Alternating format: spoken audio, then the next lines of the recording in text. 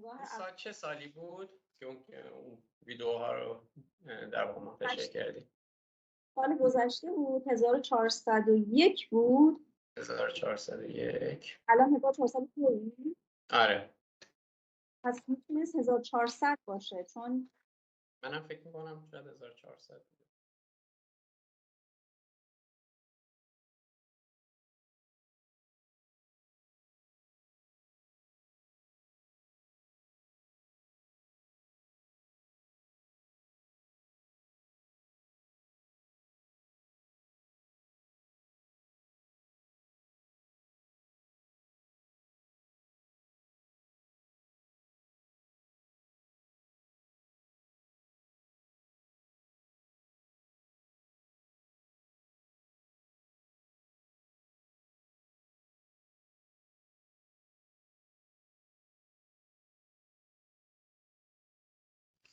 در مورد معرفی آره به نظرم هم خودت باید معرفی بشی، هم من میتونم معرفی بشم.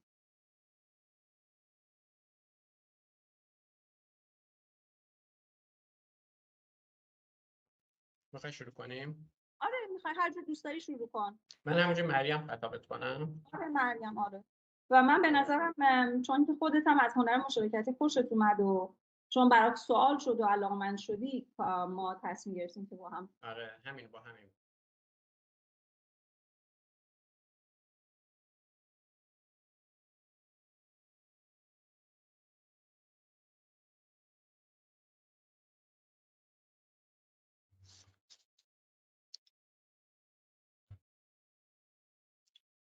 ببینم کجا شروع کردن همیشه سخت.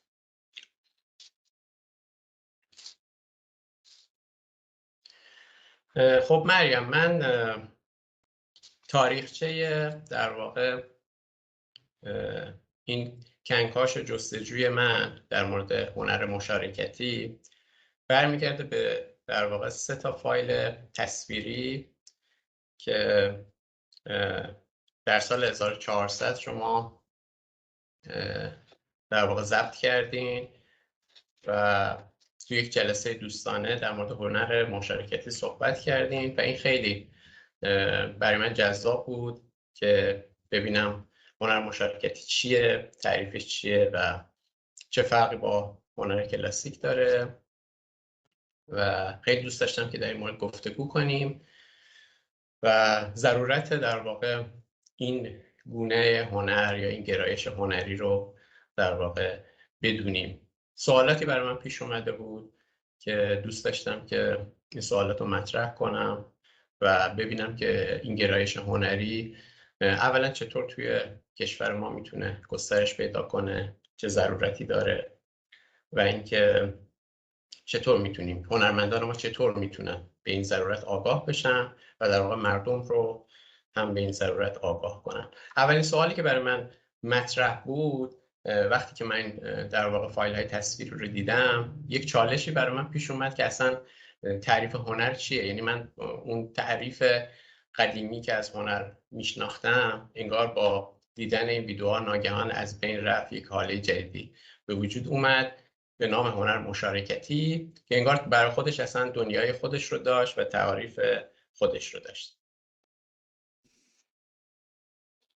ببین این در واقع نه تخصص منه و نه به نظر من کمکی میکنه که ما بخوایم هنر رو تعریف کنیم، چون وقت خیلی یه بحث کلی میشه.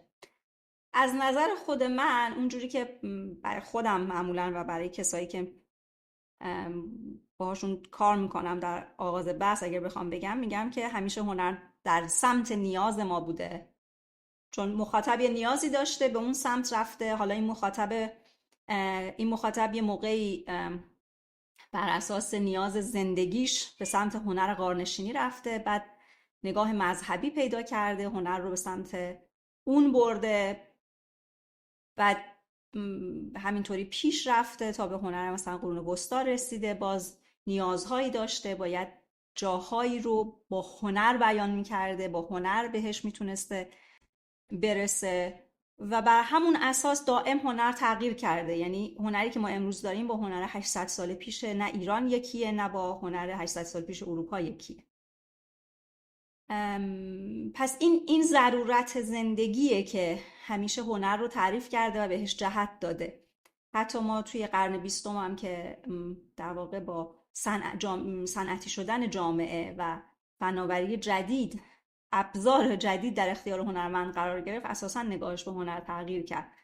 برای اینکه هم نیازهای جدیدی داشت، هم درک جدیدی داشت. این درک جدید پنجره‌های جدید رو هم باز میکنه.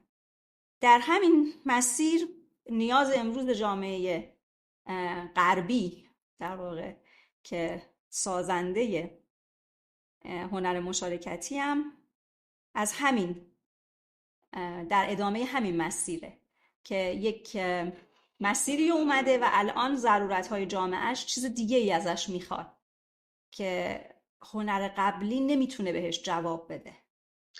خب ببین مریم، تو گفتی که در واقع هنر بر اساس در طول زمان، در طول تاریخ، بر اساس نیازهای ما شکل گرفته. درسته؟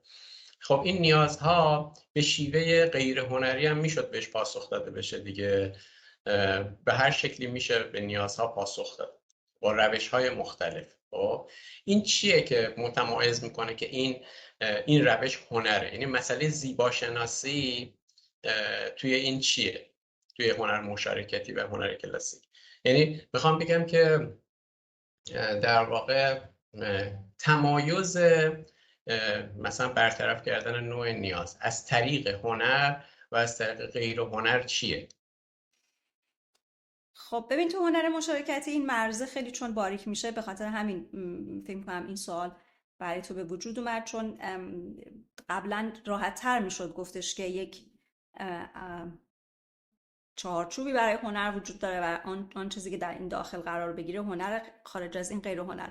ولی این چارچوب ها در واقع با هنر متجدد یا هنر مدرن شکسته شد. یعنی همون موقعی که ما اومدیم فرایند خلق اثر هنری رو کوتاه و کوتاه‌تر کردیم. یعنی یک زمانی هنرمند در کارگاه خودش برای ماه‌ها با چندین دستیاری که اثر خلق می‌کرد، تا اینکه امپرسیونیستا اومدن فرایند اثر هنری رو، فرایند تولیدش رو انقدر کوتاه کردن که شما مثلا ممکن بود از یک صبح تا بعد از ظهر در یک مکان عمومی نه خصوصی یک اثر خلق بکنید. این در گذشته خیلی کمتر وجود داشت.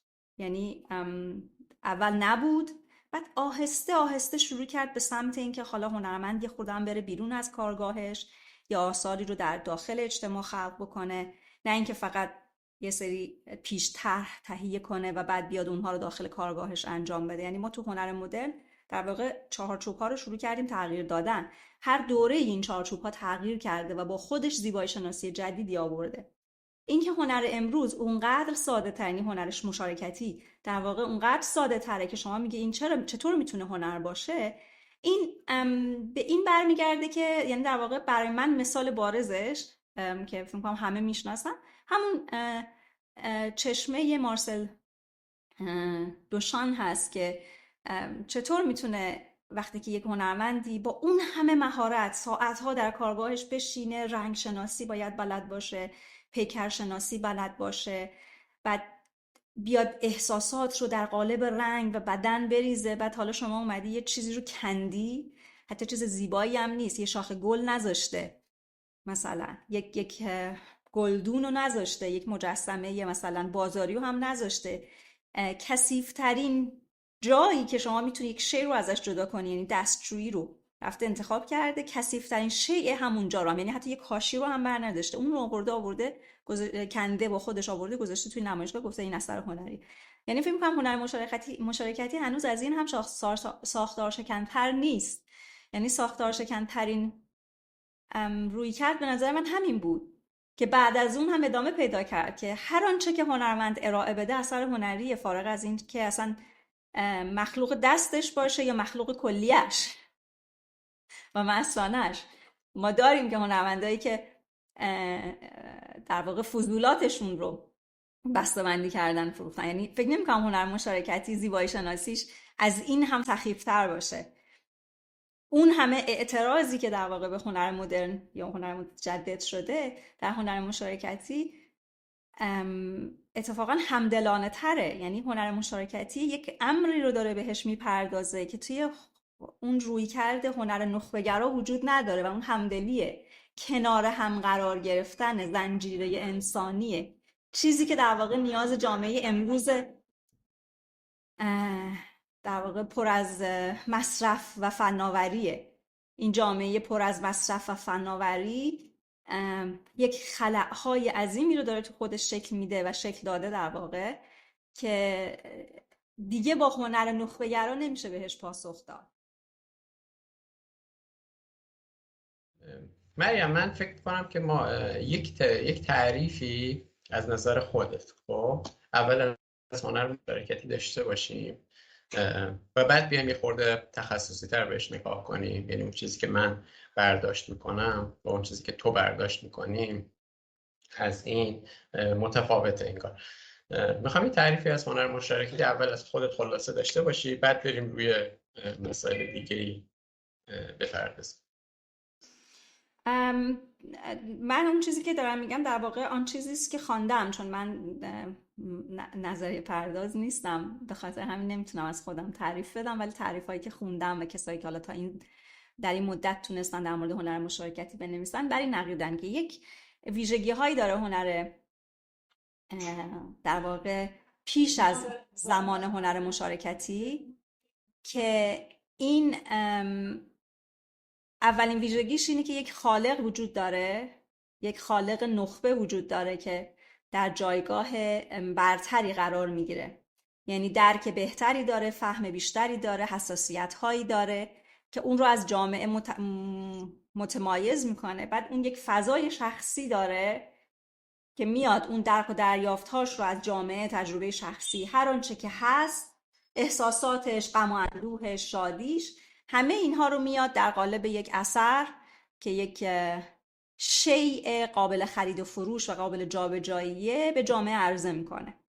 این در گذشته شکل دیگری داشته. یعنی ما حامیان هنری داشتیم که آثار رو میخریدن و مجموعه دار بودن یا مجموعه دار حرفه‌ای بودن یا در واقع خریدار شخصی بودن و برای در واقع مصرف شخصی میخریدن.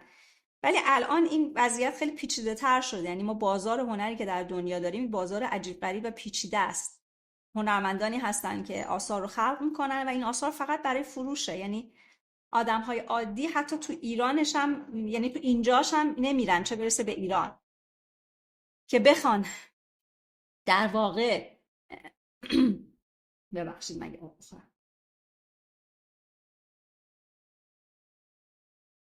آدم‌های عادی جامعه وارد فضای نگارخانه بشن و بخوان اثری رو ببینن و حالا اگر هم ببینن چه تأثیری تو زندگی روزمرهشون داره. این مسئله حداقل جایی که من دارم تو زندگی میکنم، مسائل آدم‌ها خیلی پیچیده‌تر از این حرف هست. مسئله مهاجرت، مسئله نژادهای متفاوت، مسئله اقتصاد، سرمایه، بیمه، تحصیل، اینها مسائلیه که نمیذاره یه آدمی بخواد، یه آدم معمولی با درآمدی کمتر از درآمد متوسط، اصلا به امری به اسم نگارخانه و هنر نگارخانه‌ای فکر بکنه.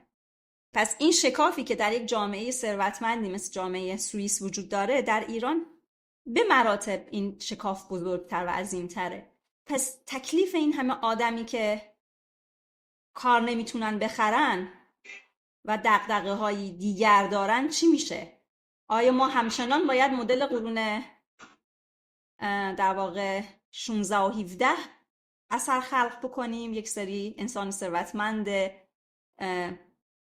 خوشحال و خوشبختی که برای لذت بردن اثر هنری میخرن و حالا دغدغه‌های اجتماعی و محیط زیستی هم الان بهش اضافه شده، ولی همچنان هنر در اون ورای دیوارهای دسترسی، یعنی ورای دسترسی غالب مردمه. من تقریبا 2 هفته پیش از هنر بازل رفتم، در واقع آرتفر بازل میگن که از آرتفرهای خیلی بزرگ و مهمه. شما لباس پوشیدن آدم‌ها رو میدیدی که اینها فرق دارن، اینها آدم‌های عادی نیستن. میدونید از لباس پوشیدنشون گرفته تا آداب نشست و برخاستشون، سلیقه غذا خوردنشون، میدونید همه چیزشون این فقط برای خرید و فروش بود. یعنی تمامش برای خرید و فروش بود. خیلی جالب بود، یه سخنرانی هم در مورد هنر محیط زیستی و اینا گذاشته بودن، ولی در واقع این نمایشگاه اصلا دغدغه محیط زیست نداشت، چون از دستبندی که به ما داده بودن، شما هر باری که وارد میشی یک دستبند مخصوص بهت میدن که با اون دستبند محدوده بازدیدت فرق میکنه. این دستبند اصلا بر اساس ویژگی‌های محیط زیستی انتخاب نشده بود. ساده ترین چیز شما فکر کنید اگر مثلا نمایشگاه 3000 نفر بازدید کننده داره، این دستبند 3000 دستبند پلاستیکی داره به محیط زیست اضافه میشه. پس اساساً هنر سرمایه‌داری دغدغه هایی که در واقع شعارش رو میده نداره، چون برای سرمایه‌دارها ساخته میشه و برای فروش. پس تکلیف باقی جامعه چی میشه که هر روز دارن بزرگتر و بزرگتر میشن و مسائلی که دارن زیادتر و زیادتر میشن. ما 2 تا مبحث عمده داریم تو هنر مشارکتی، موضوعاتی که قابل باز پرداخت و بیان در هنر غیر مشارکتی نیست، و دوم مخاطبی که جایی نداره توی اون هنر. خب با این وجود ضرورت هنر مشارکتی بیش از هر زمان دیگه‌ای هست. حتی بچه‌هایی که اینجا الان دارن توی رشته فاین آرت در واقع توی دانشگاه تو مدرسه ژنو درس میخونن، هم الان خیلی هاشون کاراشون به سمت هنر بینابینه، یعنی مرزهای اون چیزی که ما به عنوان مرز هنر زیبا و هنر مشارکتی میشناسیم توی اونها هم اتفاقا کمرنگه. حالا توی ایران شکافه بیشتره به دلایل در واقع عدم ارتباط با اروپا و تحصیل و مثلا نداشتن ارتباط علمی با دنیا. خب این شکافه تو ایران خیلی عمیق‌تره. یعنی مثلا شما وقتی تو ایران کتاب‌ها و درک و دریافت‌ها رو نگاه می‌کنید، مثلا دیگه متأخرترینش به 1960 میرسه یا 1970 میرسه، در صورتی که ما داریم از هنر 1990 به بعد حرف میزنیم که اولین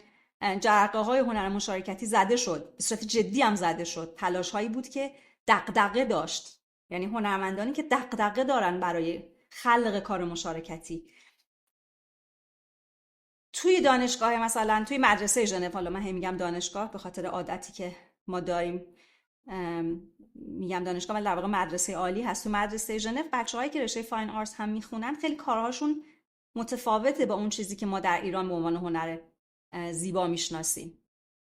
ولی وقتی وارد رشته ترانس میشین که هنر مشارکتی هست 100%، دیگه کاملا فضا دیگرگون میشه و شما یک دنیایی رو میبینید که احساس میکنید تا حالا نادیده مونده، بهش پرداخته نشده. میگم ما مسائلی رو داریم که در هنر غیر مشارکتی نمیشه بهش پرداخت. اگر بهش پرداخته بشه هم باز یه مخاطب منفعله. ببین مثل این میمونه که من این اثر رو، این لیوان الان اثر منه، میدم به تو، نهایتش اینه که تو میتونی ببینی و تفسیرش کنی. ولی تو هنر مشارکتی اینطوری نیست. جایگاه من رو به عنوان یک فرد نخبه میاره پایین‌تر. من تسهیلگرم، یک واسطم، یک هدایتگرم برای آن چیزی که در جامعه در حال اتفاق افتادن. من فقط بهش شکل میدم و جهت میدم تا یک شکل هنری پیدا کنه، چون من مددکار و مصلح اجتماعی هم نیستم، همچنان هنرمندم.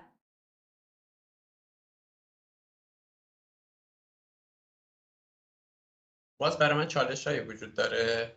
خب من ادبیات کار کردم، هیچ وقت هنر کار نکردم، در واقع اون چیزی که به عنوان تخصص هنری محسوب میشه کار نکردم. ولی فکر کنم از خیلی جنبه‌ها ادبیات با در واقع هنر در ارتباط، از اینکه چطور مخاطبمون رو انتخاب کنیم، چه نوع آثاری بنویسیم که اون آثار چه نوع مخاطبی داشته باشن. اینجا من یه خورده دچار چالش میشم و بعد میرم روی ادبیات متعهد. ببین مسئله اینه که ما حالا توی در واقع گرایش خودمون میگم، ما موقعی که به عنوان حالا نویسنده، داستان نویس، میخوایم یک اثر ادبی خلق کنیم، خب همون اول در واقع وضعیت خودمون رو چه موقع انتخاب در واقع مکتب ادبی و چه در مورد محتوای ادبیمون و چه در مورد فرم نوشتنمون، همون اول وضعیت خودمون رو با مخاطب مشخص میکنیم که چه نوع مخاطبی در واقع نیاز داریم. ما نویسنده هایی داریم که نویسنده های مردم هستن، بیشترین تیراژ چاپ رو دارن در طول حالا تاریخ ادبیاتمون و اینا حالا به عنوان نویسنده های عامه پسند محسوب میشن. نویسنده هایی داریم که حد وسط هستن و خواننده های در واقع پروپاقرص ادبیات که نویسنده هم نیستن ولی کتابخوان هستن، و نویسنده هایی داریم که یک حد بالاتر از اینها، یعنی نویسنده نویسندگان هستن. یعنی ما اینها رو میاریم، آثارشون رو میاریم توی در واقع جلسات داستان نویسیمون و ازشون یاد میگیریم. یعنی خود نویسنده ها از اینها یاد میگیرن، در واقع اونو در واقع کالبد شکافی میکنن اون اثر ادبی رو و ازش یاد میگیرن. من همیشه فکر میکردم که خب اثر هنری هر هنرمندی این اختیار رو کاملا داره و متعهد نیست. این اختیار رو کاملا داره مثل یک نویسنده که مخاطبش رو انتخاب کنه و برای اون مخاطب اثر هنریش رو خلق کنه، یا اصلا فرض کنیم مخاطبش رو هم انتخاب نکرده. ویژگی های در واقع درونی و روانی هنرمند یا یک نویسنده جوریه که اصلا نمیتونه در واقع با یک سری از مخاطب‌ها ارتباط برقرار کنه. بعضیا خب درونگرا هستن، توی نویسنده ها هستن، توی هنرمندا هم هست، توی نقاش. بعضیا برونگرا هستن و بعضیا بحث فقط زیبایی شناسی براشون اهمیت داره. بعضیا از در واقع یک تعهد اجتماعی و سیاسی میخوان به زیبایی شناسی برسن. من میخوام بگم که چه دلیلی وجود داره. آیا الان هنرمندا باید گرایش‌هاشون رو رها کنن، مخاطبانشون رو یعنی بیان به این سمت، بیان به سمت هنر مشارکتی، یا نه باز هم هر کسی میتونه با تمام این مشکلاتی که گفتی وجود داره و ضرورت‌ها و قبلا هم وجود داشت، در طول تاریخ همیشه این ضرورت‌ها وجود داشته، همیشه جنگ وجود داشته، همیشه بحث زنان وجود داشته، خیلی بحث آزادی همیشه در طول تاریخ وجود داشته و فکر میکنم حالا تازه بهتر هم هست نسبت به گذشته. چرا حالا این ضرورت وجود داره که مثلا هنرمند بیاد به این سمت یا مخاطب توی هنر تغییر کنه و بیاد به سمت هنر مشارکت؟ آیا این تقلیل نیست، تقلیل اثر هنری نیست، تقلیل هنر نیست، یا عامه پسند کردن هنر نیست مثل ادبیات، یا نه اصلا هنر فرق داره کلا با ادبیات؟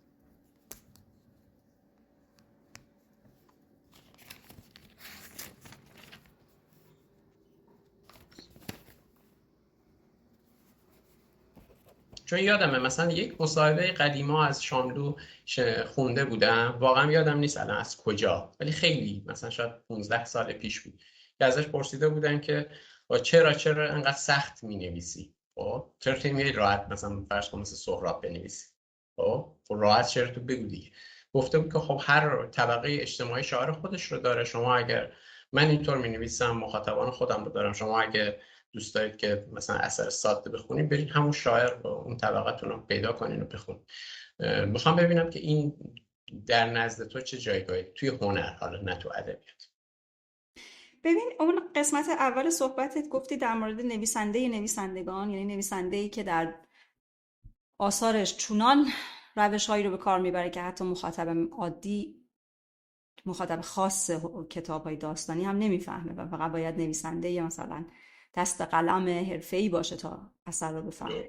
ببین اینجا هم همه اینا وجود داره، یعنی اینجا هم نویسنده‌هایی هستن که مثل سلبریتی ها زندگی میکنن، انقدر آثارشون پرفروشه که همه میخرن، همه میخونن. از اون چه میدونم یه ورزشکار میتونه بخونه تا یه بستنی فروش یا هر کس دیگه. اینها همه سر جای خودش باقی میمونه. نه من نه کس دیگه میتونه بگه که آقا جانو همه اینا باید جمع بشن و باید اون کار ایدئولوژیه. آره ولی گفتی مثلا این ضرورت روز ماست که مثلا ضرورت روز اصلا خلق شده. ببینید من قصد خلق کردنشو ندارم. من تنها کاری که علاقه دارم انجام بدم و اگر موفق بشم شاهکارمه، اینه که این هنر رو به شکل درستی به جامعه ایرانی معرفی کنم. چون معلم بودم، همیشه هم معلمی علاقه و کار اصلی منه، یعنی همچنان که هم هنرمندم معلم هم هستم، یعنی بخشی از کار من به اندازه هنرمند بودن معلم بودن هم برای من مهمه و اون جنبه معلمی منه که خیلی دوست دارم این رو به جامعه ایرانی معرفی کنم. پس آن چیزی که در موردش صحبت میکنم به وجود آمده و ضرورت‌هاش هم تشخیص داده شده و هنرمندانی هم این راه رو آغاز کردن. فقط اینکه ما این رو بتونیم توی ایران بازش بکنیم و برای مخاطب فارسی زبان بیان بکنیم که این اصلا چی هست، چی میخواد بگه و چرا به وجود اومده.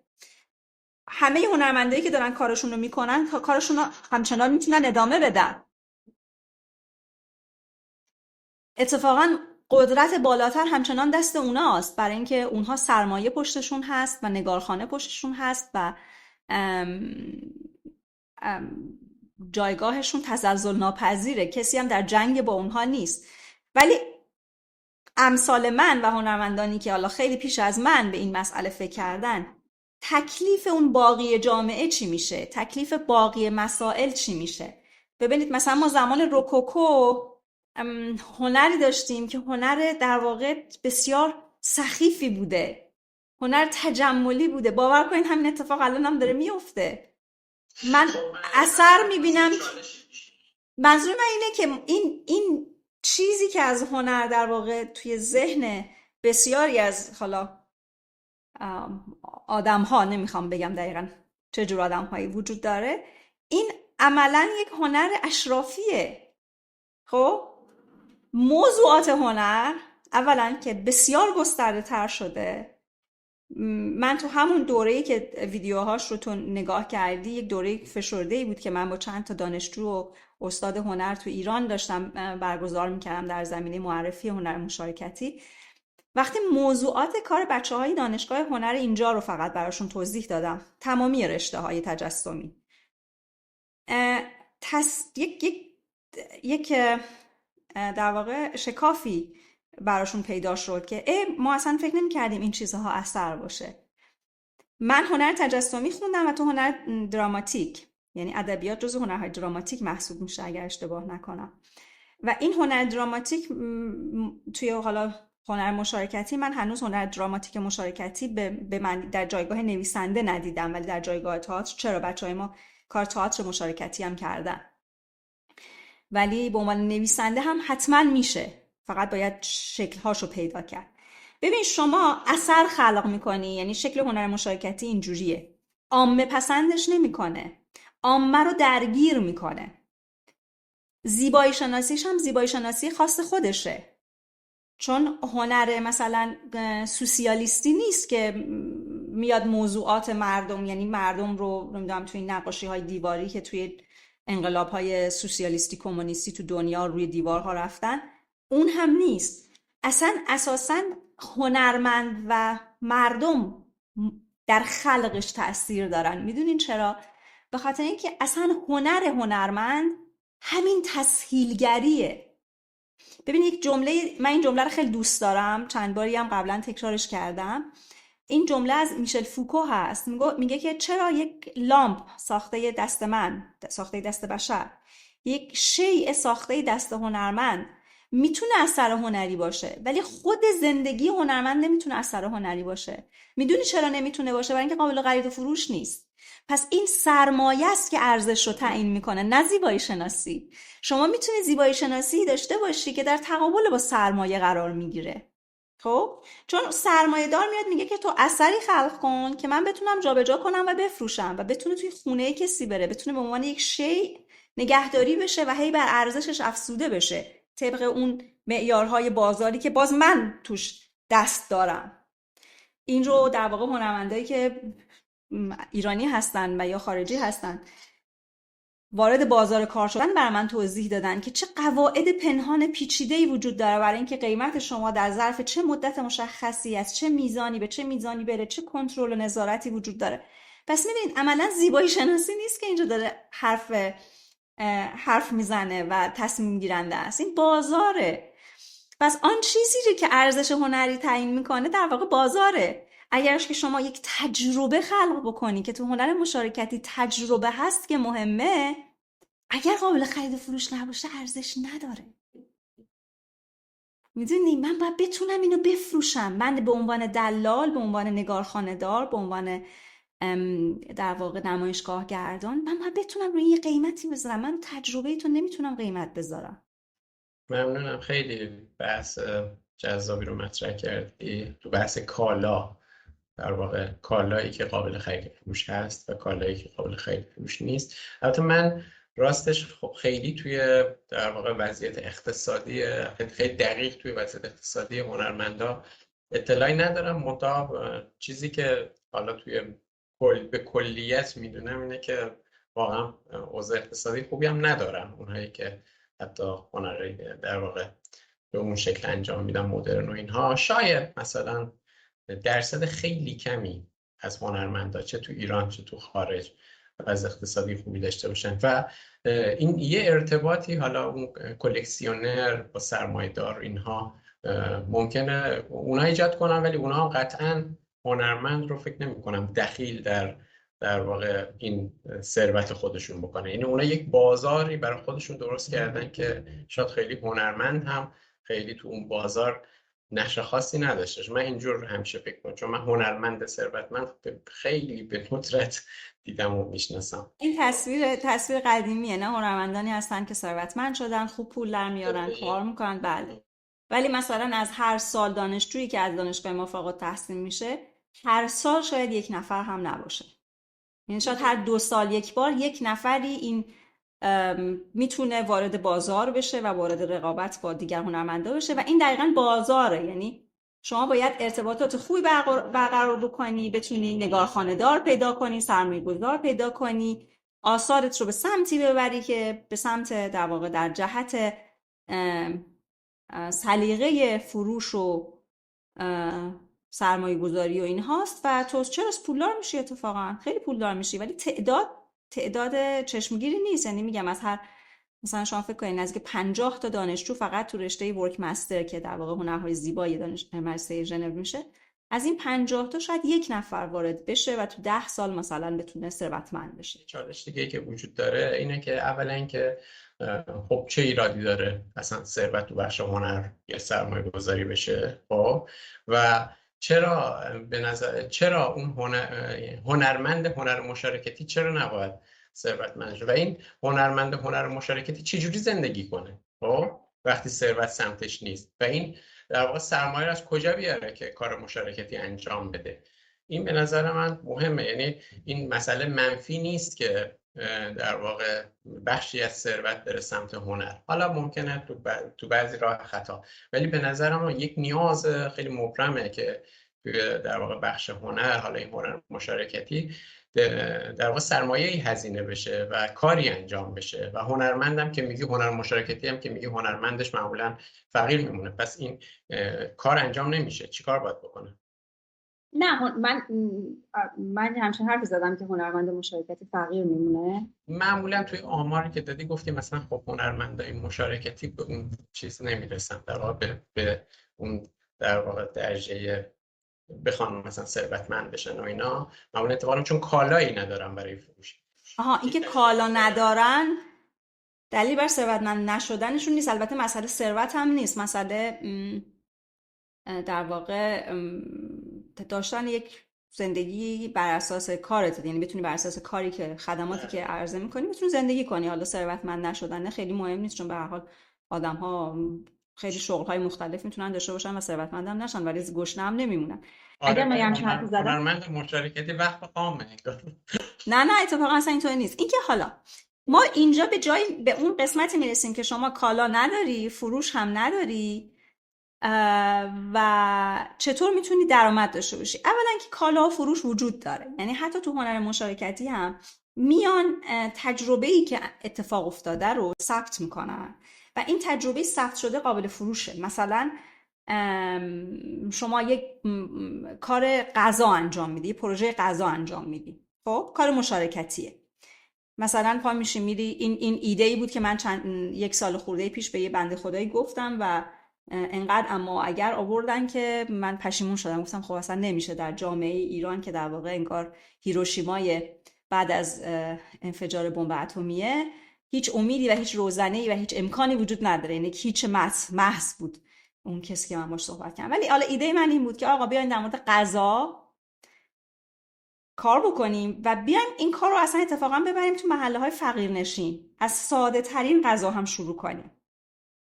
یعنی یک غذای مثل عدسی درست بکنیم و از خانواده ها بخوایم که کنار هم غذا بخورن و این تجربهشون رو به ما بگن. یعنی یک مادر و یک بچه و یک پدر با هم غذا بپزن، از اون ابتدا مواد غذایی رو با هم تهیه کنن، با هم بپزن و با هم صرف کنن. چون یکی از مسائلی که تو خانواده‌های مثلا بسیار فقیر یا بزهکار وجود داره که البته پروژه رو باید تفکیک کرد. حالا من الان نمیخوام یه طرح پروژه بدم، فقط ایده اصلی بود، اولیه‌ام این بود که شما حالا میای این پروژه رو انجام میدین. پروژه عدسیه، یه عدسی داری میپذیری و بعدم اینا میرن خداحافظ، کار تموم شده. ولی این پروژه میتونه ثبت بشه. اولا که میتونه حامی خصوصی داشته باشه، میتونه حامی دولتی داشته باشه. توی ژنو معمولاً سرمایه‌دارها، یعنی کسانی که ثروتمند هستن، باید بخشی از سرمایه‌شون رو در جهت منافع شهر هزینه کنن. خب حالا بهش میگن پولشویی، فرار از مالیات. من اینا رو بلد نیستم، من اقتصاد بلد نیستم، اصلا نمیدونم که اینا چجوری کار میکنن. فقط میدونم که آقا جان یه جایی به اسم ساعت رولکس میاد یک هزینه مشخصی رو هر سال برای حمایت از کارهای هنری اختصاص میده، چون پول داره و این پول در خود ژنو هزینه میشه، باید در خود ژنو هزینه بشه. پس سرمایه دارها روی این کارها هزینه میکنن. یکی از راههای این که شما برای پروژه مشارکتی پول جذب بکنی این. توی ایران مسئله کاملا تغییر میکنه. من وقتی که در مورد این موضوع صحبت کردم تو ایران، اون موقع ایده هاشم گفتم، الانم میگم که تو ایران راه جذب سرمایه فرق میکنه. ولی به هر صورت شما میتونید پروژه های بسیار ارزان انجام بدی. به هر حال بچه های هنر دارن کار هنری میکنن و یه عده‌ایشون اتفاقا دغدغه های اجتماعی دارن. خب پس هم دغدغه وجود داره، هم تواناییه. خب این توانایی رو میتونن در قالب یه همچین پروژه ارائه بدن. ولی این پروژه حالا چجوری به دردشون میخوره و چجوری میتونن ازش پول در بیارن، اینها رو من توضیح میدم. ولی منظورم اینه که نشدنی نیست، فقیرم نمیمونن.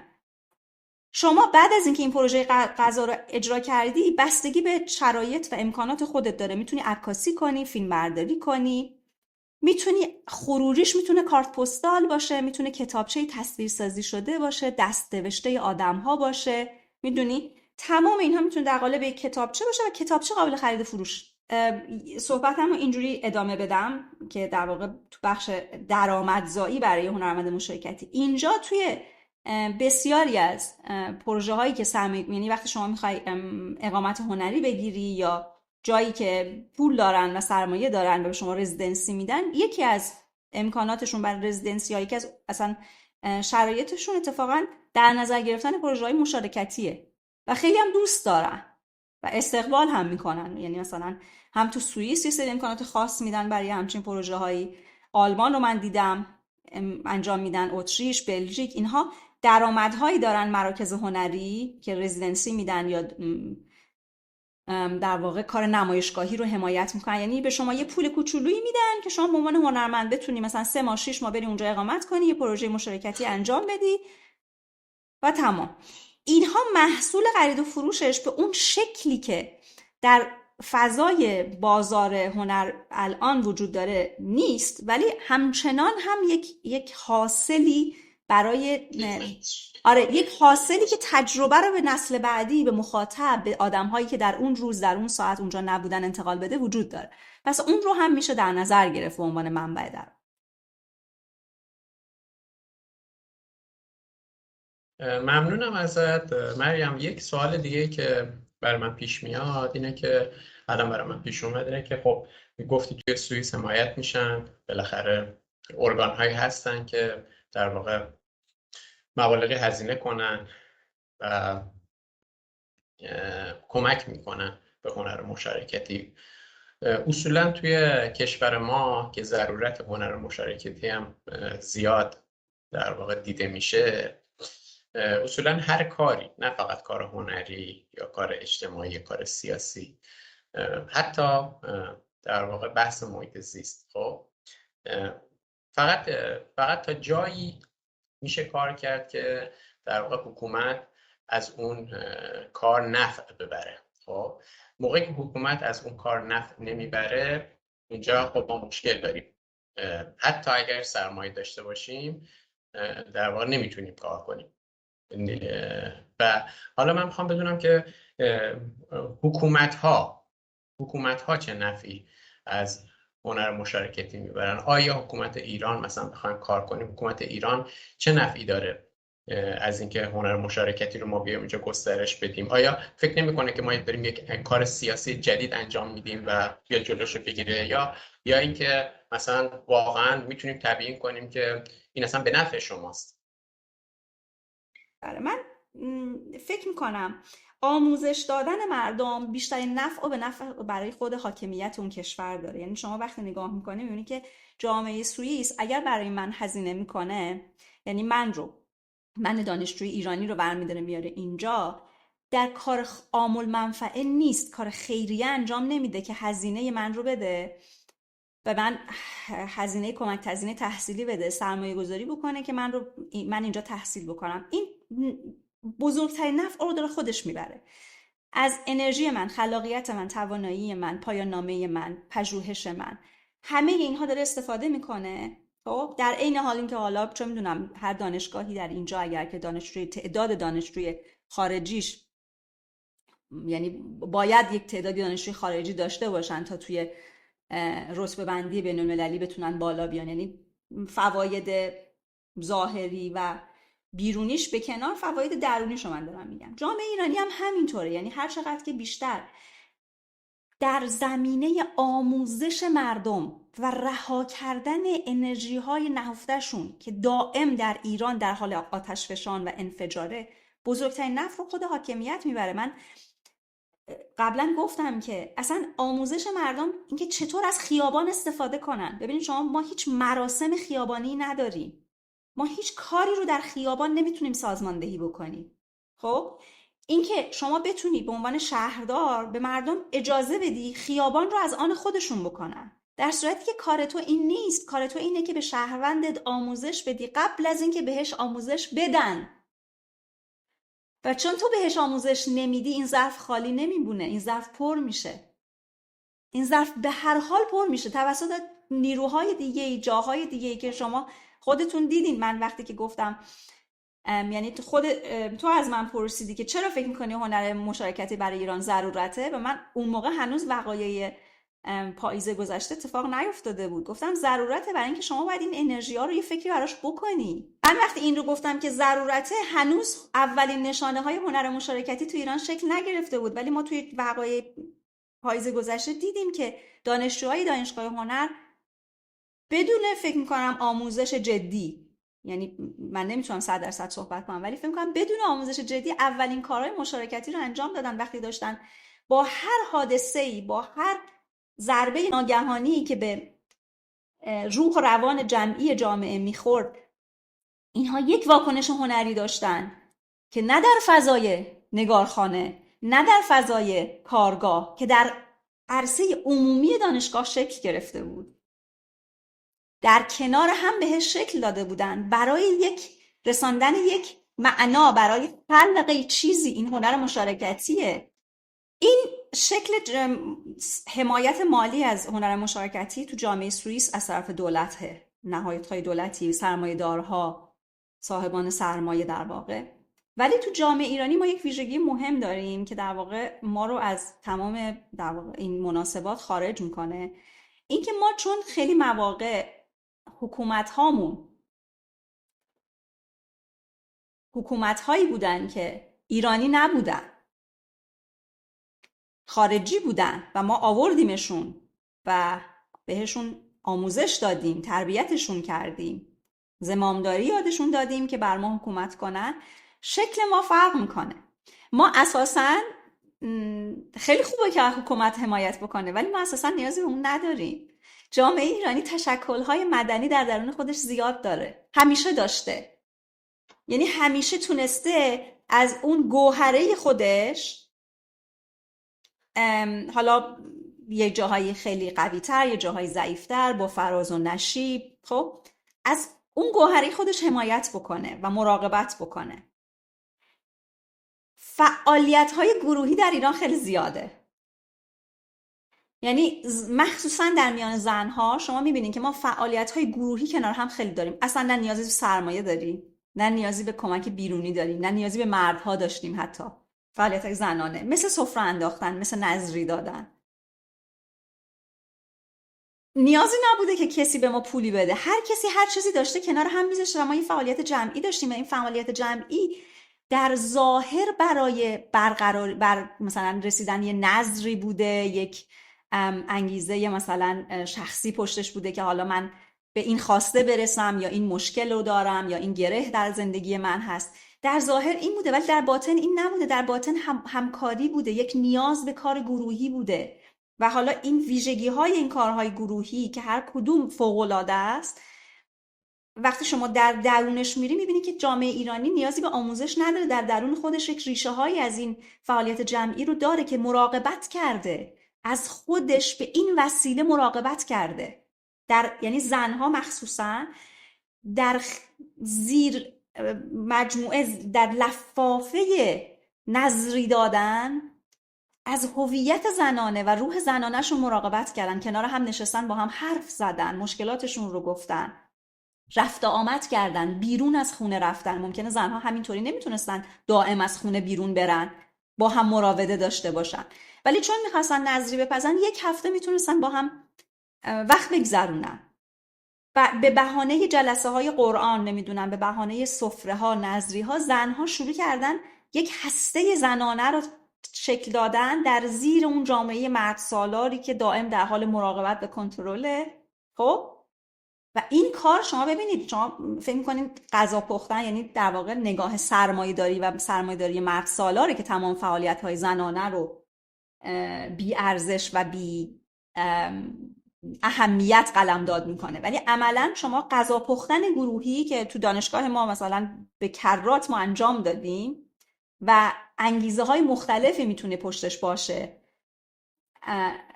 هدف ها و پروژه های مختلفی، یعنی غذا فقط یک ظاهر و یک رویه است و شما در درونش میتونی مفاهیم مختلفی رو قرار بدی و در قالب یک فعالیت پختن گروهی و غذا پختن اون رو ارائه بدی. زنها از این شکل ظاهری استفاده میکنن و اینکه کارهای خودشون رو انجام بدن و اصلا تحلیل سفره انداختن ها و نذری ها یک کار پژوهشی شگرفه که اتفاقا هم خیلی روش پژوهش نشده. من تو ایران که یکی دو تا مقاله است که خیلی هم یعنی در همون سطح موندن، اصلا نرفتن توی لایه های پایین تر. و در خارج هم من یکی دو تا کتاب فقط دیدم که روی این کار کردن. حالا امیدوارم به کتاب های بیشتری بر بخورن که اومده اصلا فعالیت های گروهی زنانه رو تحلیل کرده. فعالیت های گروهی زنانه که اتفاقا ویژگی های تشیعه و ما میدونیم که تشیع چه نسبتی با جامعه ایرانی داره. مثلا تشیع چه ویژگی هایی داره، چه ارتباطی با جامعه ایرانی داره، ما خب میدونیم. این رو من میگم نیاز نیست در مورد صحبت بکنم. پس عملا هنر مشارکتی هنر جدای جامعه ما نیست، فقط باید بهش سر و شکل بدیم، بهش کمک کنیم، بهش فضا بدیم که بتونه خودش رو پیدا بکنه. اتفاقا به نظر من برای اولین بار بعد از تاریخ متجدد ایران ما نیاز به وارد کردن سبک هنری نداریم و خودمون چیزی رو داریم که فقط باید ببینیمش و مثل یک دونه‌ای که در خاک هست اجازه بدیم فقط بیاد بیرون. ممنونم مریم، توضیح خیلی خوب بود. مسئله که الان باز مطرح هست این که خب تو در مورد در واقع اون پتانسیلی گفتی که در ایرانی ها وجود داره. همیشه مردمان در واقع اجتماعی بودند، علی‌رغم در واقع میل حاکمان خیلی میتونست ارتباط برقرار کنه. خودت میدونی ما دوره‌هایی داشتیم و هنوز داریم که جمع بیش از 50 نفر تو ایران ممنوعه. اگر من گفتم که در واقع باید نفعی حاکم ببره، خب تو در مورد در واقع سفره ها گفتی، در مورد آداب و رسوم جمعی گفتی که همسو با تفکر حاکمه. اما خب اینا اگر طبیعی نشن، اگر ندونن که نفعی میبرن از یک حرکت جمعی، قطعا اصلا اجازه نمیدن اون حرکت جمعی صورت بگیره. حتی اگر یک جمع 50 نفره، حتی اگر ما واقعا این مشکل رو داشتیم، فقط برای جمع کردن زباله یک جمعی رو بخواستیم جمع کنیم نمیتونستیم و در این حد. و مسئله دوم که میخواستم بگم، حالا اینو میخوای در موردش اگه باز مطلب دیگه ای داری اضافه کنی اینو بگو که من باز یه پرسش دیگه ای دارم. یادم خیلی سال پیش بود، فکر کنم 15 سال پیش بود، من داشتم با یه روانشناس صحبت میکردم، میگفت تعریف هوش تغییر کرده دیگه. هوش به محاسبات ریاضی و فیزیک دیگه نمیگن طرف باهوشه. استفاده از بیشترین امکان در کمترین و سختترین شرایط خودش نشون دهنده هوشمندیه و فکر میکنم ما در این زمینه هوشمند بودیم. ماها یاد گرفتیم. ببینید آداب و رسوم و مناسک از دل نیازها اومدن بیرون. خب نیازهایی که به تو یاد دادن چطور بتونی از خودت مراقبت کنی. من وقتی میگم که فعالیت‌های جمعی زنانه اتفاقاً فقط در زمینه مذهب، یعنی مذهب برای مراقبت از اون فعالیت بوده و لزوماً تنها دلیلش نبوده، شما فکر کنین که زنها همیشه تحت بیشترین فشار بودن توی ایران، خب به لحاظ کنترل و به لحاظ اینکه حالا خیلی موقعا نمیتونستن حتی خونهشون برن بیرون، شوهرهایی داشتن که اجازه نمیدادن اینها راحت رفت آمد بکنن.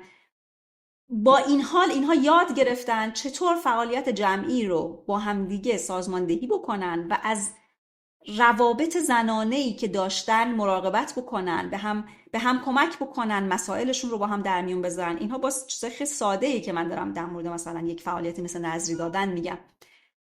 بسیار بیش از این در اون زیر نهفته است.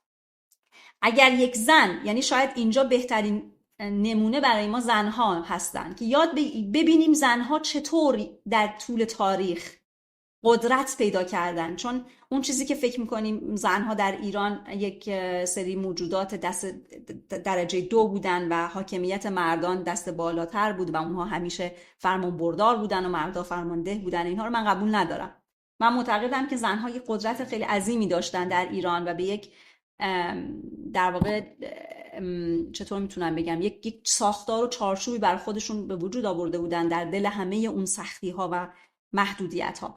شاید زنها نمونه‌ای باشن که ما مطالعه کنیم و ازشون یاد بگیریم که چطور میتونی در دل یک فضای رعب و وحشت و پر از نظارت و محدودیت فعالیتی رو شکل بدی و ازش مراقبت کنی و خطر نداشته باشه. زنها تو این خیلی مهارت دارن که مراقبت بکنن. چطور مراقبت بکنن این رو ما باید روی جامعه زنانه ایران مطالعه کنیم و ازشون یاد بگیریم. منابع هم هست. ممنونم ازت. منم فکر میکنم خب بحث انعطاف توی بقا مهم بوده، توی موجودات در کل تو مسئله بقا مهم بوده. یعنی فقط موجوداتی تونستن در واقع توی این چرخه بقا زنده بمونن، گونه‌های زنده بمونن که منعطف بودن، نه قوی. دایناسور بوده، خیلی از موجودات دیگه بوده که قدرتمندتر و گنده‌تر از انسان بودن ولی منعطف‌تر نبودن. هر چیزی نمیتونستن بخورن، انسان هر چیزی میتونه بخوره، هر کاری میتونه بکنه که زنده بمونه. و زنها هم در خود گونه انسان زنها خیلی منعطف‌ترن و این انعطاف در واقع خیلی جان نجاتشون میده که بتونن ادامه بدن و اون نگاه مثلا زیبایی شناسی که مثلا به جهان دارن، هر مسئله مثل آشپزی، نذری پختن، فرزند آوری، عشق به فرزند و این عشق‌هایی که دارن، اینا میتونه دقیقاً اون تقویت کنه انعطافشون رو. به خاطر همین فکر میکنم که میتونیم بگیم موجود منعطف، موجود باهوشتریه و زنها این هوش رو دارن. من اینو میفهمم. یه مسئله دیگه ای رو میخواستم مریم مطرح کنم باهات، این که ببین ما الان توی هنر مشارکتی خب اومدیم یک کاری به فرد، یک پروژه ای انجام دادیم خب توی ایران. خب و این نهایتش شد اون چیزی که تو میگی. میتونیم اینو به شکل مدون مکتوب کنیم خب، حالا یا به شکل تصویری مستندش کنیم یا در واقع به شکل کتاب یا چیز مکتوبش کنیم. حالا از این چه استفاده‌ای بکنیم؟ از این چیزی که تولید کردیم، مدونش کردیم، مکتوب یا تصویریش کردیم، مخاطبان این حالا کیه؟ مثلا فرض کن ما یه جمع 50 نفری رو درگیر یک کار مشارکتی کردیم. فرض کن تو دانشگاه شما این کارو کردیم خب، پروژه نمونه داشتیم دیگه، درسته؟ به عنوان آشپزی یا کارهای دیگه خب. حالا فرض کن این حالا تدوین شده، این حالا مکتوب شده یا به شکل یک مستند در اومده. حالا مخاطبان دومش کیان؟ اولا که اون کسایی که خلقش کردن خودش مخاطب هم هستن، چون همشون دوست دارن که اون چیزی رو که در ساختش مشارکت کردن در خودشون داشته باشن. بستگی داره، چون معمولا کار مشارکتی از طرف یک سازمانی، چون شما به یک فضا احتیاج داریم و این فضا باید تهیه بشه. توی اینجا با ایران باز فرق داره. خب توی ایران چون ما فعالیت‌های خصوصی زیاد داریم، یعنی از هیئت‌های مذهبی گرفته که یکی از جاهایی هستن که پول دارن، قدرت دارن، کار میکنن و نیازی هم ندارن که سرمایه‌گذار دولتی داشته باشن. اونها میتونن، یعنی یه چرخه اقتصادی دارن که میچرخه. حالا در سالهای گذشته مثلا دولت‌ها بهشون کمک کردن. مثلا یه سری هیئت‌ها بودن که کمک‌های دولتی می‌گرفتن و خیلی‌هاشون هم بودن که کمک‌های دولتی نمی‌گرفتن. مثلا من جلسات نظری زنانه میشناسم که کمک دولتی نداشتن، اصلا خودشون با خودشون کار می‌کردن. برای اونها اینکه مخاطب کیه و کجا نگهداری بشه با اینجا فرق میکنه. خب بستگی داره در هر مکانی، در هر موقعیتی شکل کار میتونه تغییر بکنه. توی اینجا مثلا یک بیمارستانی به ما میگه که شما میتونید یه پروژه مشارکتی با بیماران اینجا انجام بدیم. ما یه طرحی رو میدیم، طرحش رو میخونن، بررسی میکنن و بعد این توی بایگانی اون بیمارستان باقی میمونه. در این حال برای هنرمندم باقی میمونه. بعد اگر که کتابچه فروش بره خب باز براشون یک درآمدی داره. بیماران بعدی، افراد بعدی که وارد اون کتابخونه میشن، به اون بیمارستان سر میزنن، همشون میتونن مخاطب باشن. یعنی از پزشکا گرفته تا بیمارا میتونن مخاطب اون محصول باشن. خب اگر پادکست باشه مثلا این پادکست رو همه میتونن گوش بدن. محصول میتونه هر چیزی باشه، یعنی هیچ محدودیتی وجود نداره. میتونه حتی یه شی باشه، کنار هم یه پارچه ببافن، یه کار بافندگی انجام بدن. اون محصول میتونه بمونه در بایگانی اون نهاد. ولی اگر که جای خصوصی باشه اون وقت میتونن خود آدم‌هایی که درگیر اون مسئله هستن توافق کنن در موردش. ولی اگر دانشجوهایی باشن که دارن در این زمینه کار میکنن، خب دانشجوها میتونن صاحب اثر باشن و بعد اون رو برای پروژه‌های بعدیشون به عنوان سابقه کار ارائه بدن. میگم اینها همه مسائلیه که خیلی به شرایط و آدم‌های درگیر در اون کار برمیگرده. ولی من میدونم که شما از این سابقه میتونی برای دریافت بسیاری از کمک هزینه‌های هنری توی دنیا استفاده کنی. یعنی پروژه‌های مشارکتی یکی از جاهایی که خیلی شما خوب امکان دریافت سرمایه داری برای اینکه بتونی کار بکنی. ممنونم ازت. یه سوال دیگه هم در همین راستا داشتم که گفتی که خب اینا در دسترس هست، میتونن استفاده کنن، ولی من اونجوری که از فایل‌های تصویری از سال 1400 فهمیدم هنر مشارکتی در نهایت نتیجه گیری نمی‌کنه. خب فقط ماده خامی ارائه میده، درست؟ چون قصد آموزش دادن به جامعه رو نداره. اون یک سوالی رو، یک مسئله‌ای رو بهش اشاره میکنه، مطرح میکنه و یک مسیری رو در این زمینه طی میکنه و بعد هم محصول رو در اختیار بقیه قرار میده. حالا این محصول میتونه یک گلدونی باشه که در کنار هم کاشتن و یا میتونه مثلا یک ویدیویی باشه که در کنار هم ساختن یا یک پادکستی باشه. ولی کار هنر مشارکتی مددکاری یا مصلح اجتماعی نیست. یعنی کارش پاسخ دادن نیست، کارش دیدنه، فضا ایجاد کردنه، هدایت کردنه.